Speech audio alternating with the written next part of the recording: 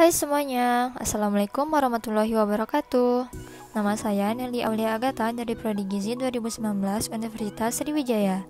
Di sini saya akan menjelaskan tentang pentingnya membaca label pada kemasan. Udah pada tahu belum nih? Simak video berikut ya. Sebelum kita bahas apa itu pentingnya membaca label dalam kemasan, udah pada tahu belum nih pengertian dari label, fungsi label, dan keterangan apa saja yang ada pada label? Terus kenapa membaca label itu penting? Kalau belum tahu, pastikan kamu menonton video penjelasan ini sampai akhir ya. Yang pertama kita bahas tentang label. Label adalah salah satu bagian dari produk berupa keterangan baik gambar maupun kata yang berfungsi sebagai sumber informasi produk dan penjual. Menurut Marinus dalam bukunya, label merupakan suatu bagian dari sebuah produk yang membawa informasi verbal tentang produk atau penjualnya. Label umumnya berisi tentang informasi berupa nama atau merek produk, bahan baku, bahan tambahan komposisi, informasi gizi, tanggal kadaluarsa, isi produk, dan keterangan legalitas. Ketentuan mengenai pemberian label pada produk diatur dalam Undang-Undang Nomor 7 Tahun 1996 tentang pangan.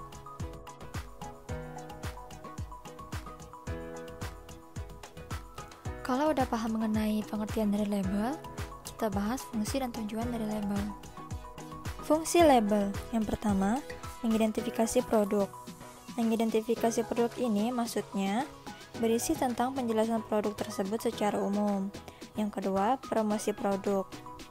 Dengan adanya label, tampilan produk juga akan menjadi lebih menarik. Yang ketiga, sarana komunikasi kepada konsumen. Maksudnya, hal tersebut berisi tentang hal-hal yang perlu diketahui oleh konsumen tentang produk tersebut, terutama hal-hal yang kasat mata atau tidak diketahui secara fisik. Yang keempat, memberi petunjuk pada konsumen. Petunjuk di sini artinya kita akan memperoleh fungsi produk tersebut secara optimum. Yang kelima, memberi rasa aman. Maksudnya dengan adanya label, maka kita akan tahu bahwa produk tersebut berarti sudah jelas identitasnya. Yang keenam, menggambarkan beberapa hal mengenai produk, seperti misalnya isi produk dan keterangan legalitas. Yeay, gimana nih? Semoga kamu sudah memahami beberapa penjelasan tadi ya. Nah, sekarang saya akan lanjut membahas topik berikutnya, yaitu beberapa keterangan yang harus diketahui pada label produk. Yang pertama, nama produk. Nama produk terdiri atas nama jenis pangan olahan, merupakan pernyataan atau keterangan identitas mengenai pangan tersebut. Nama produk ini harus menunjukkan karakteristik spesifik dari pangan sesuai dengan kategori pangan. Yang kedua, daftar bahan. Pencantuman daftar bahan yang digunakan merupakan daftar bahan yang digunakan dalam kegiatan atau proses produksi pangan. Bahan yang digunakan itu meliputi bahan baku, bahan tambah pangan, dan bahan penolong. Pencantuman daftar bahan yang digunakan harus dicantumkan dengan jujur. Yang ketiga, berat atau isi bersih. Merupakan informasi mengenai jumlah pangan olahan yang terdapat di dalam kemasan tersebut. Yang keempat, nama dan alamat produksi. Pencantuman nama dan alamat yang memproduksi atau mengimpor harus jelas siapa yang memproduksi atau siapa yang mengimpor.